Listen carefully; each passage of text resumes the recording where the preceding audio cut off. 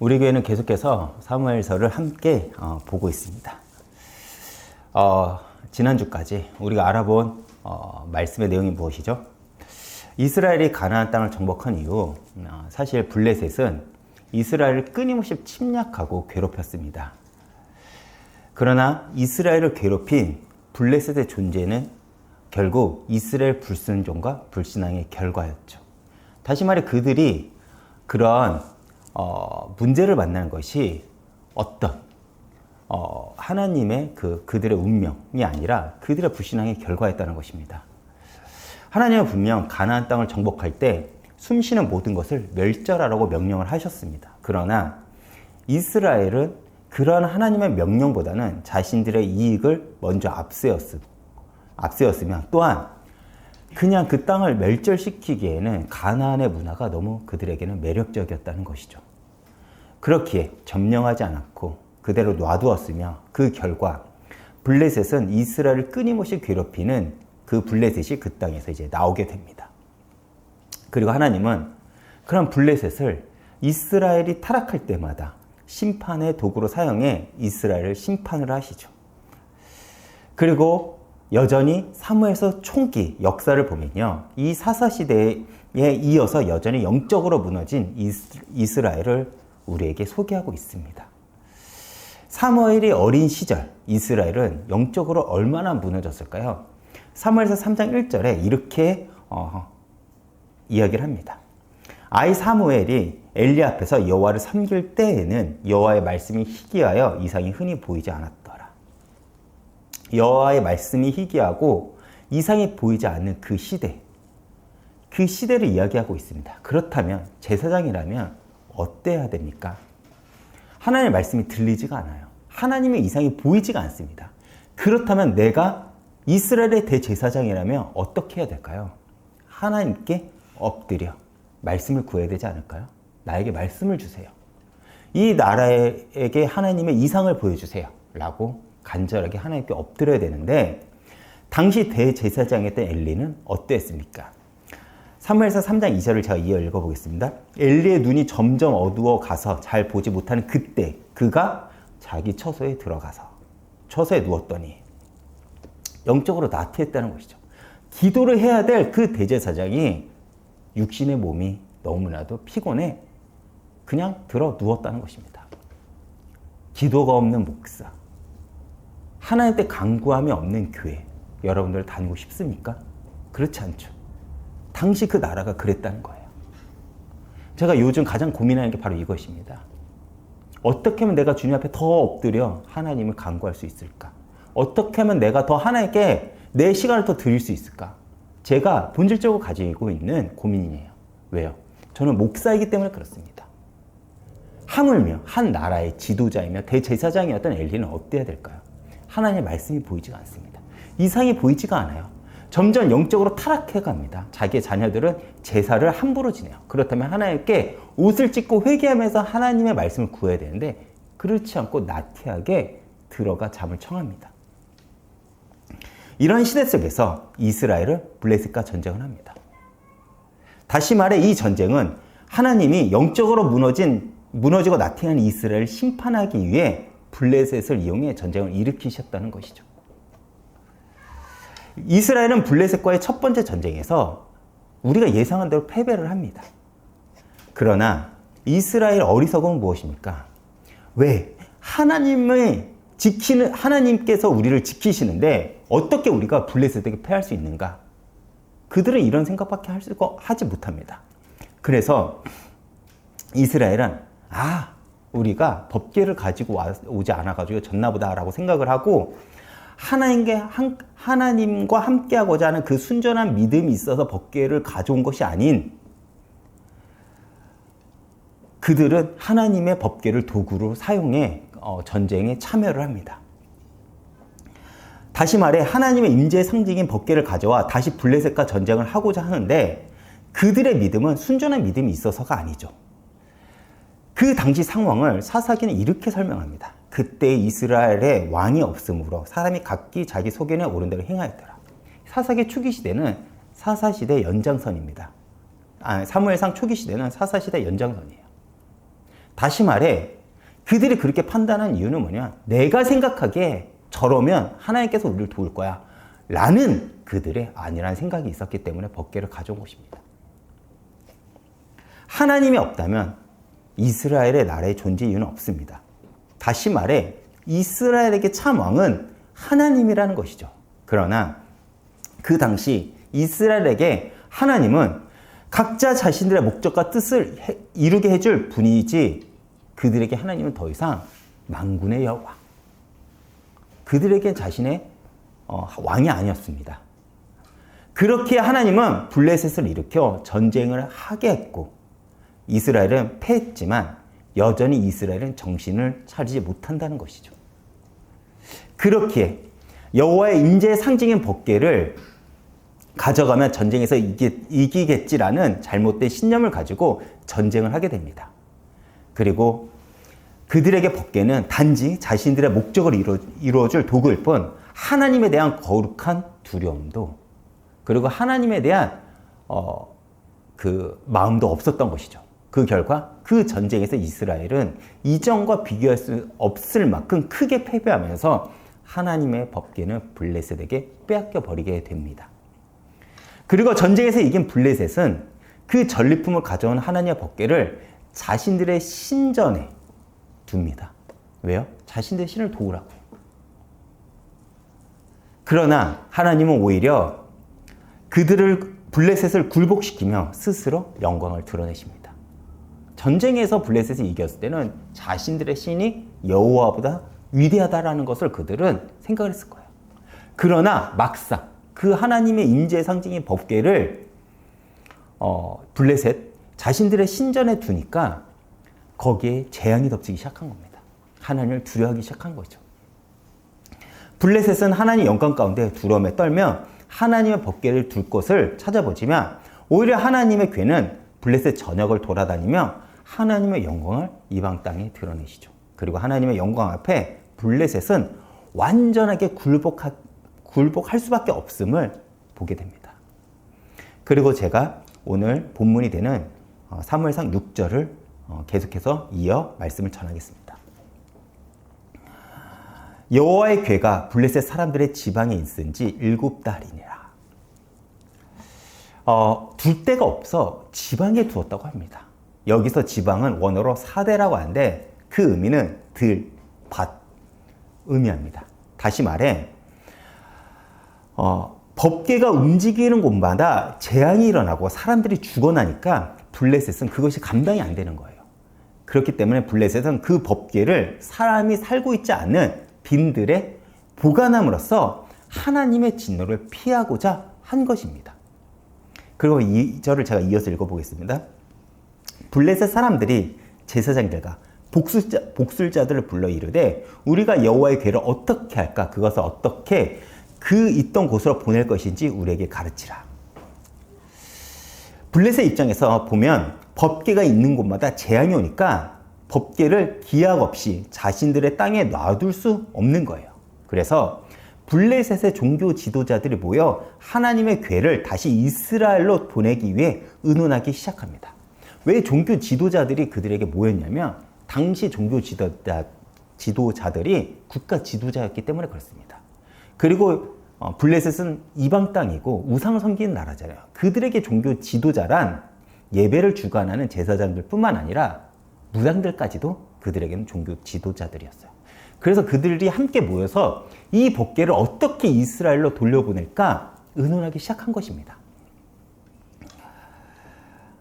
이렇게만 보면 블레셋의 의지로 하나님의 궤를 다시 이스라엘로 보내고자 하는 것 같죠. 그렇죠? 그들이 상의해서 결정을 했으니까요.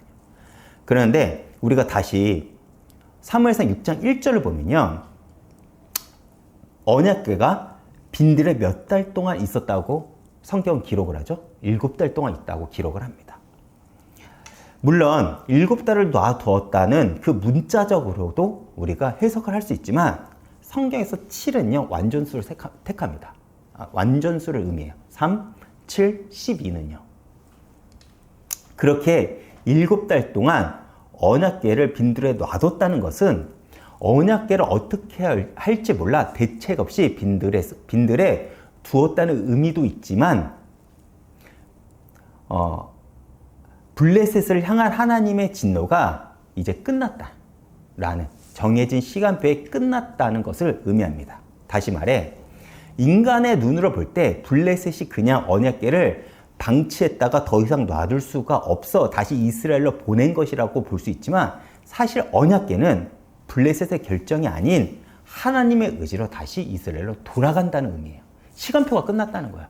이제 내가 블레셋에서 할 일을 내가 완전하게 마치고 난 이제 돌아가겠다라는 그 하나님의 의지가 들어간 그 내용이라는 것입니다. 사실 우리도 살아가다 보면 이런 일들을 마주할 때가 있습니다. 우리는 인간들이 자신들의 의지로 자신들의 삶을 더 나아가, 더 역사를 만들어간다고 우리가 생각을 해요. 그렇죠. 우리가 선택을 하고 우리가 결정을 해서 우리의 인생이 만들어진다고 생각합니다. 물론 가깝게 보면 그게 맞는 것처럼 보여요. 그러나 우리가 반드시 기억해야 될 것이 있어요. 바로 역사는 하나님께서 만들어 가신다는 거예요. 이것을 우리가 놓치기에 우리가 하나님을 믿는다고 해도요, 불평과 원망이 있는 거예요. 하나님의 계획을 모르니까요. 하나님의 일하심을 모르니까요. 하나님께서 어떻게 신실하게 우리를 끌고 가실 것인가에 그 신뢰가 없으니까 우리가 불평과 불만이 있다는 거예요. 그러나 이 사실을 안다면 우리가 당장 마주한 그 문제 앞에서, 그 억울함 앞에서, 그 눈물 앞에서도 그래도 하나님께서 이거를 통해서도 하나님께서는 당신의 시간표에 당신의 역사를 만들어갈 것을 우리가 알고 있으니까 나는 모르지만 나는 그분을 믿고 오늘도 순종함으로 주님 앞에 나아갑니다라는 그 고백이 있는 것이죠. 그것이 믿음이라는 거예요. 하나님은 당신만의 시간표가 있습니다. 그래서 때로 우리 입장에서 보면 우리 인생 가운데 하나님의 침묵을 우리는 경험하기도 합니다. 왜요? 아직 때가 오지 않아가지고요. 아직 때가 차지 않아서 그렇습니다. 그러나 우리의 기도가 쌓이고 눈물이 채워지는 그 시간표에 하나님은요, 반드시 우리의 삶을 채워주실 것이며 우리의 눈물은 기쁨으로, 우리의 한숨은 웃음으로 주님은 바꿔주실 거라는 것입니다. 이런 하나님의 신실하심을 믿는다면 우리는 반드시 하나님의 역사를 목도하게 될 것입니다. 다시 돌아가 블레셋의 종교 지도자들을 모여 돌려보내기로 결정했는데 문제는 어떻게 이 법궤를 돌려보낼 것인가입니다. 방법이 중요하잖아요. 그렇죠. 3절을 제가 읽어보겠습니다. 그들이 이르되 이스라엘의 신의 궤를 보내려거든 거저 보내지 말고 그에게 속건제를 드려야 할지니라. 그리하면 병도 낫고 그의 손을 너희에게서 옮기지 아니하는 이유도 알리라 하니. 우리가 여기서 자주 들었던 단어 하나가 나오죠. 속건제. 속건제를 드리고자 합니다. 어휴, 이방민족이 속건제를 얘기하니까 우리는 낯설어요. 이들이 말한 속건제는 레위기에서 말한 속건제와 그 내용이 다르겠죠. 속건제의 본래 의미는 무엇이냐면 자신이 행한 죄를 용서받기 위해 드리는 제사예요.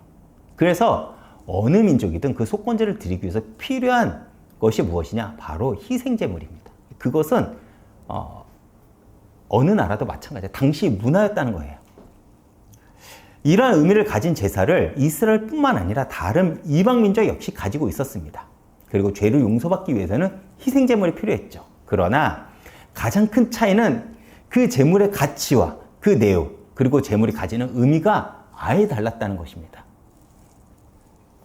이들이 준비한 제물이 무엇이죠? 4절에 보면 금 독종 5과 금쥐 5마리를 준비하는 거라고 합니다. 이것이 속건제의 제물이래요. 우리가 생각하는 속건제의 제물과는 아예 다르죠. 왜 5개냐? 왜 5개씩 준비했냐? 당시 블레셋은 5개의 도시의 연합국가였기 때문에 그 각각의 도시를 상징하는 그 수대로 제물을 준비한 것입니다. 왜요? 언약궤가 그렇게 돌아다니면서 그 도시마다 재앙을 주었잖아요. 그 재앙을 멈추게 하기 위해서, 용서받게 하기 위해서 이 도시마다에 있는 하나님의 진노를 피하고자 5개씩 준비한 겁니다. 독종이 있었으니까 독종의 모양에 대한 금 모양을, 그리고 왜 쥐냐? 아마도 그 독종이 쥐떼들로 인해서 퍼졌을 거라고 많은 신학자들은 추측을 해요.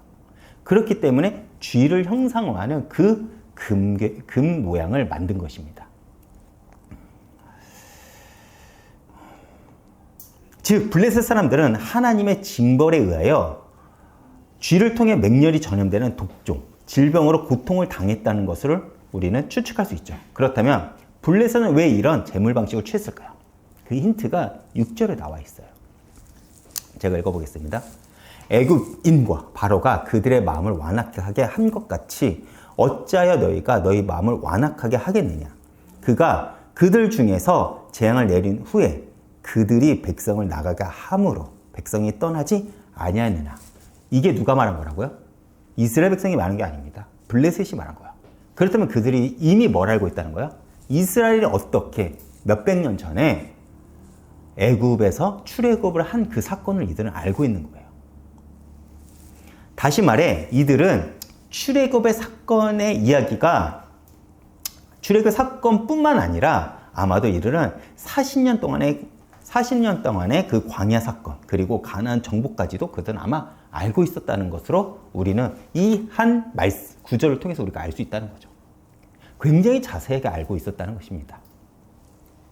그리고 특히 그들이 알고 있었다는 것은 무엇이냐? 이스라엘 광야 생활 중에 하나님의 진노로 말미암아 불뱀에 물린 사건이 있었죠. 불뱀에 물렸을 때 이스라엘이 어떤 행동을 취합니까? 놋뱀을 만들어서 세우지 않습니까? 그리고 그걸 쳐다보는 사람마다 낫게 됩니다.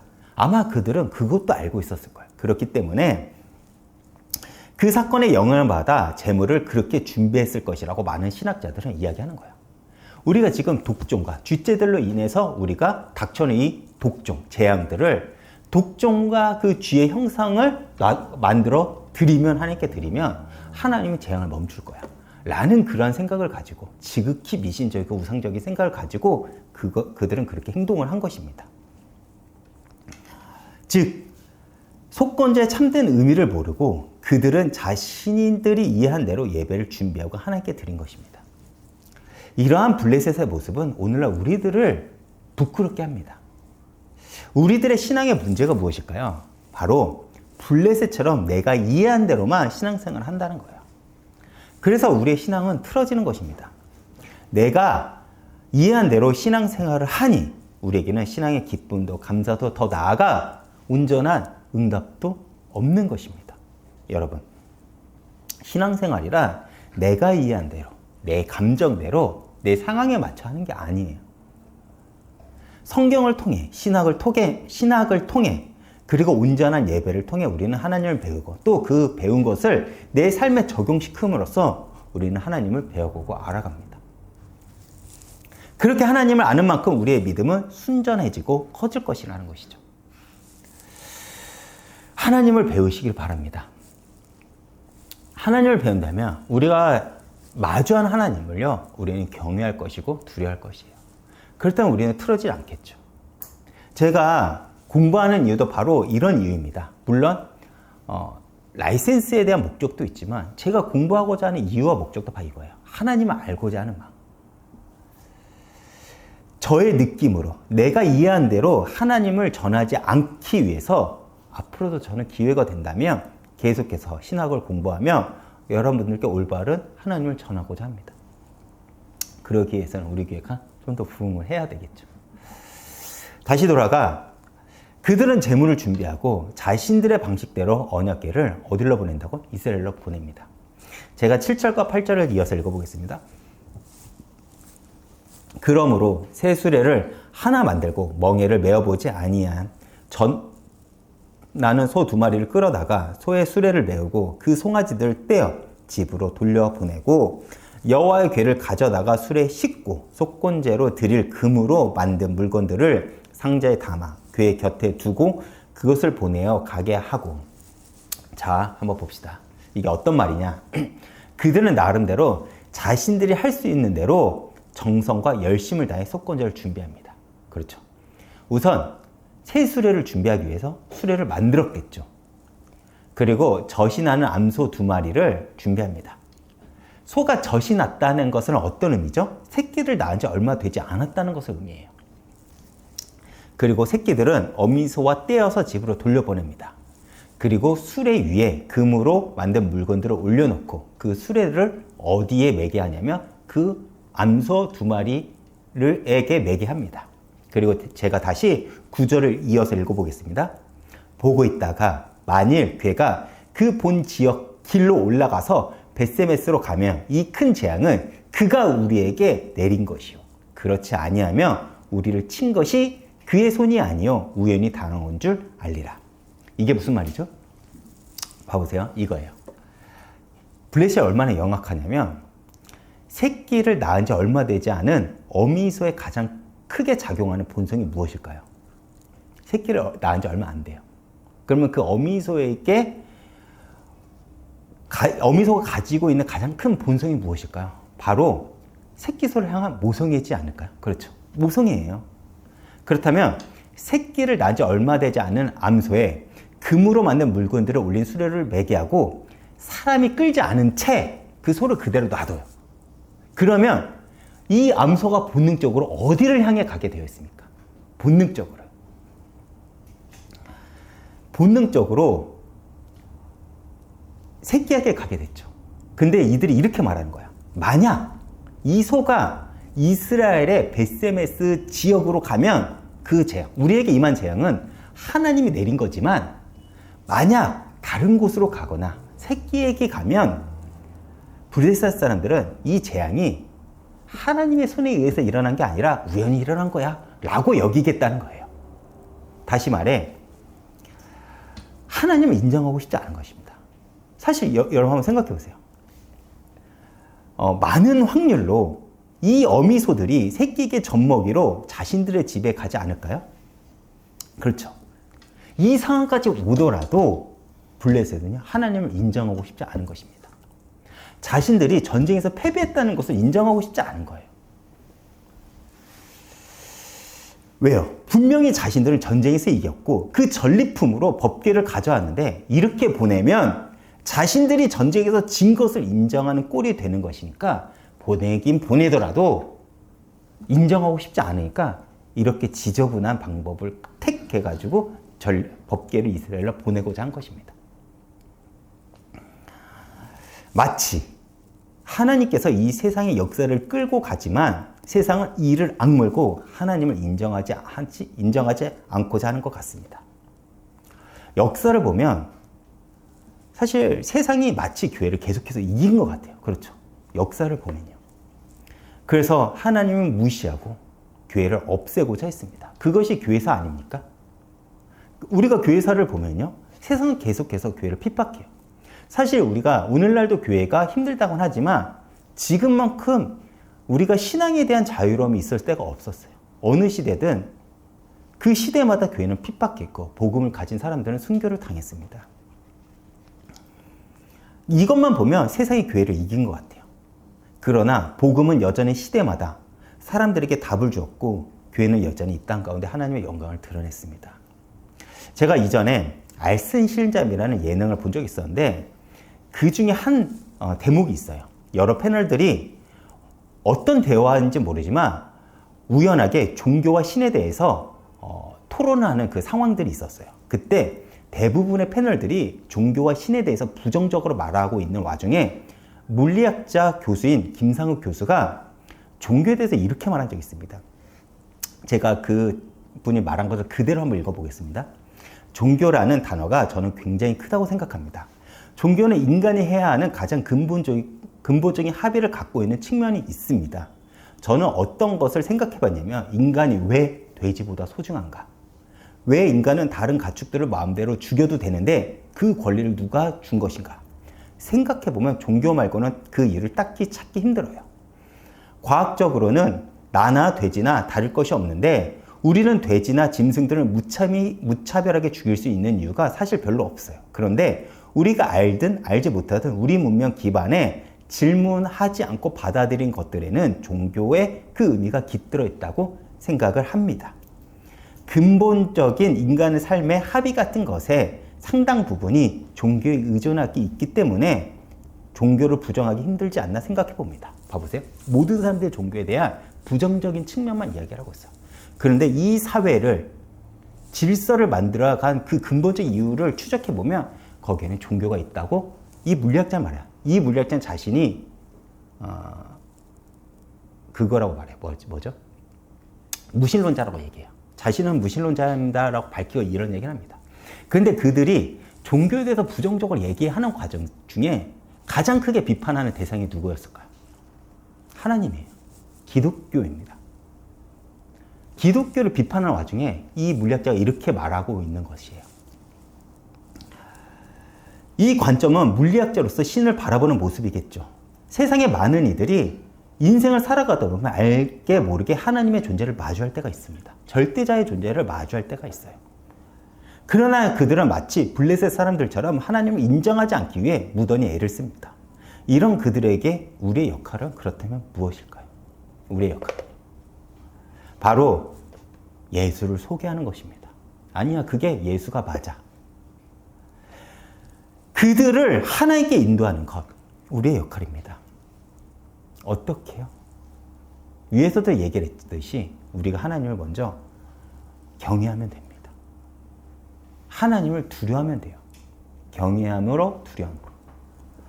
그 축복을 이웃교회 성도님들이 누리시길 바랍니다. 다시 돌아가 새끼와 떨어진 암소 2마리는 새끼에게 가는 것이 당연한 본성인데 그 암소들은 본성을 거슬러 베스메스를 향해 갑니다. 저는 이 암소들의 모습을 보면서 사실 신앙이 무엇인지를 발견하게 되었어요. 신앙이 무엇입니까? 내 마음과 본성을 따라 하는 것이 신앙이 아니라는 거예요. 신앙은 내 본성을 거슬러야 됩니다. 암소가 어떻게 갔죠? 좌로나 우로나 치우치지 않았다고 합니다. 그리고 자신들이 가야 될 그 목적지를 향해 어떻게 갔다고요? 울면서 갔대요. 본성을 거슬러 좌로나 우로나 치우치지 않고 갔다고 합니다. 그 암소들의 마음은 어디에 있을까요? 새끼들에게 있었습니다. 그러나 그들은 자신들의 목적을 잃어버리지 않고 짐승일지라도 하나님께 그렇게 쓰임받았다는 거예요. 데살로니가전서 5장에 하나님은 우리를 향한 당신의 뜻을 이렇게 말합니다. 항상 기뻐하라, 쉬지 말고 기도하라, 범사에 감사하라. 굉장히 단순합니다. 그러나 우리는 못하죠. 왜 그렇죠? 이것이 우리의 본성에 거스르기 때문에 그렇습니다. 우리에게 쉬운 건 무엇입니까? 원망하고 불평하고 짜증내는 것. 우리에겐 쉽습니다. 그렇죠? 그래서 가장 행복해야 될 가정과 교회 안에선 상처와 원망만 가득한 현실만을 마주합니다. 또 갈라디아 5장에는 성령의 열매와 육체 소욕에 대해서 비교하면서 말하고 있죠. 이 갈라디아 5장을 보면서 우리의 본성은 어디에 더 속하고 있습니까? 대부분 사람들은 육체 소욕에 더 많이 속하고 있습니다. 내가 원하는 대로, 내 마음대로 분쟁하고 화를 내고 욕심내고 사랑과 희락과 화평과 오래참과 자비와 양성과 충성과 온유와 절제 등 이것들이 우리들에게 있나요? 오히려 육체의 소욕들이 우리의 본성에 가깝습니다. 그런데 하나님은 굳이 우리의 본성을 거슬러 성령의 열매를 맺으라고 우리에게 요구를 하시죠. 사실 성령의 열매 맺는다는 건 사실 불가능에 가깝습니까? 그러면 우리는 그 성령의 열매를 어떻게 얻을 수 있을까요? 갈라디아 5장 24절에 그 비밀에 대해서, 그 방법에 대해서 이렇게 이야기를 합니다. 그리스도 예수의 사람들은 육체와 함께 그 정욕과 탐심을 십자가에서 못 박았느니라. 십자가에 못 박으면 된대요. 바로 우리의 정욕을, 우리의 본성을 십자가에 내어주는 것. 그것이 신앙생활이라고 성경 기자는 우리에게 말하고 있습니다. 즉, 내가 죽지 않고는 절대 우리는 성령을 경험할 수 없다는 거예요. 복음을 누린다. 잘못된 말입니다. 복음을 누린다는 게 아니라 우리는 끊임없이 나의 본성을 거슬러 하나님을 향해 우리는 싸워야 됩니다. 믿음의 분투, 믿음의 싸움. 내 마음대로 하는 것이, 내가 원하는 대로 하는 것이 복음을 누리는 것이 아니라 절제할 걸 절제하고 내가 할 건 하는 것, 그것이 참된 복음을 누리는 거라는 거예요. 근데 우리는 어떻게든 십자가는 피하고 내 본성대로 살고 싶습니다. 내 생각대로 살고 싶고 내가 경험한 대로 여전히 살고 싶다는 거예요. 그래서 우리는 하나님의 역사도 하나님의 일하심도 보지 못하는 것입니다. 오늘날 우리는 여러 매체를 통해서 교회 안에 많은 문제들을 듣고 보고 있습니다. 왜 이렇게 가장 거룩해야 될 목사들이 문제가 많을까요? 자신들의 본성을 십자가에 내어주지 않았기 때문에 그렇습니다. 입으로는 복음을 이야기하지만 결국 자신들이 가지고 있는 본성대로 살아갔기에 문제를 결국에 만나게 돼요. 제가 이전에도 말했지만 하나님은요, 당신의 백성들이 문제를 저지르고 죄를 저질러도 그대로 행복하게 살게 놔두지 않는다는 거예요. 반드시 그 죄에 대한 대가는 마주하게 됩니다. 여러분, 예수를 믿는다는 건 쉽지 않아요. 왜요? 내 본성을 거슬러 거룩을 향해 좌로나 우로나 치우치지 않고 우리는 주님이 원하신 그 목적지까지 가야 되기 때문에 그렇습니다. 그리고 그런 우리의 삶의 흔적들을 통해서 우리는 세상에 예수를 증거하는 거예요.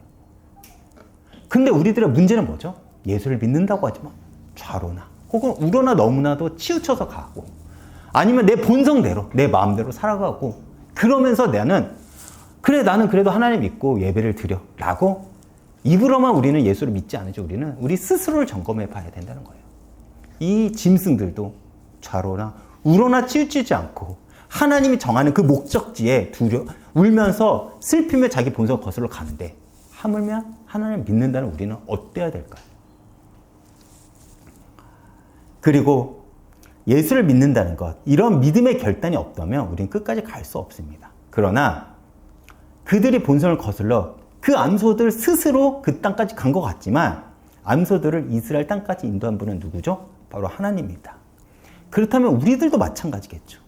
우리가 믿음의 결단을 한다면 믿음의 경주를 완주할 수 있도록 하나님은 우리를 도와주실 것이고, 반드시 우리 인생에 승리의 면류관을 우리에게 허락하실 것입니다.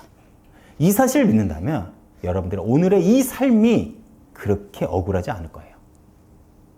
다시 돌아가 제가 13절과 15절을 이어서 읽어보겠습니다. 벳세메스 사람들의 골짜기에서 밀을 베다가 눈을 들어 괴를 보고 그 본 것을 기뻐하더니 수레가 벳세메스 사람 여호수아 밭 큰 돌 있는 곳에 이르러 선지라. 무리가 수레의 나무를 패고 그 암소들을 번제물로 여호와께 드리고, 레위인은 여호와의 궤와 그 궤와 함께 있는 금보물 담긴 상자를 내려다가 큰 돌 위에 두매 그날에 벳세메스 사람들이 여호와께 번제와 다른 제사를 드리니라. 법궤는 벳세메스에 이제 도착합니다. 그리고 이스라엘 백성들은 블레셋에게 빼앗긴 법궤가 돌아온 것을 기뻐하며 제사장들은 수레를 끌고 온 암소들을 제물로 제사를 드리죠. 벳세메스 어떤 지역이죠? 어디에 나옵니까? 여호수아서 21장을 보면요, 하나님이 아론 후손에게 준 지역 중 하나가 바로 벳세메스예요. 다시 말해 이 지역은 제사장들이 살고 있는 지역이라는 거예요. 제사장들이 모여서 살고 있는 지역이라는 거예요. 그런 지역이라면 법궤에 대해서 또 제사에 대해서 누구보다 잘 알아야 되지 않을까요? 그런데 이들이 드린 제사 역시도 이방인들이 드린 제사와 별반 다르지 않다는 것을 우리에게 폭로합니다. 보세요. 무엇이 다를까요? 우선 레위기 1장 3절을 제가 읽어보겠습니다. 레위기 1장 3절이에요. 그 예물이 소의 번제면 흠없는 수컷으로 회막 문에서 여호와 앞에 기쁘게 받으시도록 드릴지라. 제물의 조건이 뭐죠? 두 가지가 있죠. 만약 소면 어떤 조건이죠? 흠없는 수컷. 보세요. 무엇이 잘못된지 아십니까? 새끼를 낳은 암소가 흠이 없겠습니까? 첫 번째 잘못했죠. 새끼를 낳았어요. 새끼를 낳으면서 상처도 있고 피도 났을 것입니다. 흠이 이미 있겠죠. 그렇죠. 암소의 자궁이 찢어졌잖아요. 그리고 수컷이 아니죠. 수컷이 아닙니다. 다시 말해, 지금 이들은 하나님의 명령을 무시하고 지금 자신들의 기분과 상황에 따라 예배를 지금 드리고 있는 거예요. 그들에게 예배는 무엇이었을까요? 아마 그들은 기뻤을 거예요. 기뻐서 제사를 드렸지만 그 제사는 하나님께서 그들에게 알려준 방법이 아니었다는 것입니다. 자신들의 기분대로 그냥 드린 것이죠. 이러한 상황이었기 때문에 당시 하나님은 그들에게 말씀을 주지 않은 거예요. 줘도 듣지 않으니까. 그뿐만은 아닙니다. 사무엘상 제가 6장 19절 제가 읽어보겠습니다. 계속 이어서요. 벳세메스 사람들이 여호와의 궤를 들여다본 까닭에 그들 치사 가로에는 5만이라고 했죠. 5만 70명을 죽인지라. 여호와께서 백성들을 쳐서 크게 살육하셨으며 백성들이 슬플더라. 민수기에 보면요. 법궤를 함부로 만지거나 들여다보는 것을 하나님의 거룩함을 범하는 것이기에 엄격히 금지했습니다. 근데 그들은 그 말씀조차도 무시한 거예요. 누구보다도 율법에 대해서, 제사에 대해서, 법궤에 대해서 잘 알아야 할 제사장들이 법궤가 돌아왔다는 기쁨에 취해 하나님의 말씀을 가볍게 여긴 겁니다. 제사장들이 이랬다면 하물며 백성들은 어땠을까요? 오늘날 교회가 타락한 이유가 뭔지 아십니까? 목사가 타락해서요. 제가 목사이긴 하지만 엄밀히 말하면 목사가 타락했기 때문에 오늘날 교회가 타락한 것입니다. 중직자가 타락했기 때문에 일반 평신도가 타락한 것이고, 어른들이 기성세대가 타락했기 때문에 아이들이 교회를 떠나는 것입니다. 회개해야죠. 다시 말해 많은 수 이스라엘 사람들이 그로 인해 죽게 됩니다. 아마 대부분 제사장들이 죽었겠죠. 제사장들이 모인 지역이니까. 그러자 이스라엘 역시 블레셋과 같은 방법을 취합니다. 문제가 불거지면 어떻게 됩니까? 회개해야죠. 다시 하나님께 하나님이 알려준 방법대로 예배를 드려야 되지 않겠습니까? 그러나 그들은 블레셋과 같은 방법을 취해요. 베세메스 사람들은 그 언약궤를 길앗 여아림 사람들에게 보내버립니다. 길앗 여아림, 유다 지파에 속한 땅이긴 했으나 그 당시에는 거의 이방인의 땅으로 취급받던 곳입니다. 처음에는 언약궤를 보고 기뻐했던 이들이 그 법궤로 인하여 사람들이 죽게 되자 그 언약궤를 이스라엘 백성 중에 거의 이방인 취급을 받고 있던 길앗 여아림 사람들에게 보내버린 거예요. 이것이 제사장들 취한 방법이라는 게 여러분들 믿기십니까? 믿기지 않죠. 결론입니다. 오늘 본문 속 이스라엘 사람들을 보면서 오늘날 현대 교회들, 그리고 더 나아가 저의 신앙을 이 본문은 고발하는 것 같습니다. 사실 우리도 나의 방식과 나의 감정대로 하나님께 예배를 드리고 신앙생활을 합니다. 그리고 우리는 그것이 굉장히 당연하다고 여겨요. 왜요? 이 문화에 우리는 이미 젖어 있으니까. 마치 사사기 마지막 절처럼 그때 왕이 없으므로 각자 소견에 옳은 대로 행하였더니 우리가 그렇지 않습니까? 예배를 내 마음대로 드리고 하나님을 내 마음대로 해석하고 말씀을 보지도 않고 내가 상상한 하나님을 하나님이라 두고 이스라엘 백성처럼 우리는 하나님을 예배하고 있지 않은가요? 그것이 당연하게 여기며 우리는 신앙생활을 하고 있습니다. 하나님의 임재와 거룩은 사실 오늘날 우리들에게는 그렇게 깊이 와닿지 않습니다. 다시 말해 우리는 하나님을 믿는다고 말은 하지만 하나님을 경외하지도 두려워하지 않습니다. 오히려 그런 신앙의 자세를 조롱하고 무시하기도 합니다. 눌리는 거야. 율법에 눌려 사는 거야. 이렇게 해서 우리가 조롱하고 있지 않는가요? 삶을 절제하고 거룩을 향해 나아간 사람들을 많은 이들이 조롱을 합니다. 누가요? 세상 사람들 그런 것은 당연하다고 치는데 같은 교회 사람들이요. 그래서 더 음란하고 더 타락하고 더 탐욕스럽고 이런 현실을 우리가 마주하고 있지 않습니까? 사실 우리가 예수를 믿는 목적이 많은 경우 그냥 좀 복을 받을 수 있지 않을까라고 할 때가 많습니다. 그래서 오늘날 교회는 타락한 거예요. 왜요? 내가 세상적으로 성공하기만 하면 그것이 하나님께서 날 축복한 거라고 우리는 여기기 때문에 그래요.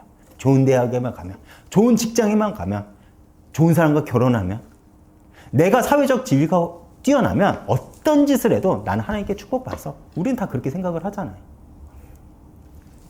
그런데 여러분, 교회가 언제 타락하고 언제 바로 선지 아십니까? 하나님을 경외함으로 두려워할 때는 바로 서지만 그렇지 않으면 교회는 타락합니다. 그런데 우리가 먼저 하나님을 경외하지도 않고 인정하지도 않기에 오늘날 세상은 마치 블레셋처럼 하나님에 대해서 듣긴 들어도 하나님을 인정하지 않는 거예요. 우리도 무시하는데 세상이 하나님을 인정할까요? 무시하는 것이죠. 하나님은 그것이 답답한 것입니다. 그래서 우리는 다시 하나님을 하나님으로 인정을 해야 합니다. 어떻게 그럴 수 있습니까? 다시 예배 중심의 삶을 살아가야 됩니다. 말씀을 가까이 해야 됩니다. 죄를 간감히 잘라내는 힘든 싸움을 시작해야 됩니다. 주님 앞에 엎드려 기도를 해야 됩니다. 다시 말해 내가 원하는 대로 내가 하고 싶은 대로 신앙생활을 하는 것이 아니라 하나님이 기뻐하는 것에 내 몸을 두고 하나님이 기뻐하는 일에 내 삶을 두는 그 싸움, 우리가 시작을 해야 되겠죠. 비록 우리는 그 과정 속에서 울며 넘어질 수 있습니다. 그러나 법궤를 지은 짐승도 인도하신 하나님은 우리를 반드시 옳은 길로 인도하실 거라는 거예요. 그렇게 우리는 오늘도 하나님의 말씀에 순종하는 것이고 예배를 통해 하나님의 거룩함의 임재를 기대하는 것입니다. 오늘도 여러분께서 이 말씀을 기억하시면서 내 본성에 거슬러 힘들지만 좌로나 우로나 치우치지 말고 하나님이 원하시는 그 목적을 향해 묵묵히 가시는 한 주가 되시길 축원드립니다. 제가 이번 주 찬양은 하나님 아버지 마음을 준비했습니다. 우리는 언제나 내 마음대로 살아가고자 하죠. 그리고 세상도 그런 우리들의 말이 맞다고 이야기를 합니다. 그래서 신앙생활이 조금만 불편하면 많은 이들이 교회를 떠나 세상의 소리를 따라갑니다. 또한 오늘날 많은 교회들이 타락한 이유도 마찬가지죠. 우리가 가지고 있는 본성을 따르기에 갈수록 교회는 타락하고 세상의 손가락질을 받는 것입니다. 이제 우리는 신앙을 회복해야 됩니다. 우리가 신앙을 하면서 가장 중요한 것이 무엇일까요? 바로 하나님의 마음을 아는 겁니다. 그분의 마음에 있는 곳에 내 마음을 두고 그분이 원하는 곳에 내가 있는 것, 그것이 신앙생활의 핵심입니다. 그러나 그것은 사실 우리의 본성을 거스르기도 하죠. 그래서 신앙생활은 힘듭니다. 그러나 우리가 믿음의 결단을 하고 한 걸음 내디딜 때 하나님은 우리를 붙잡고 끝까지 인도하실 것입니다. 그 신실하신 하나님을 기대하시며 오늘 이 찬양을 통해서 큰 은혜 받으시길 바라겠습니다.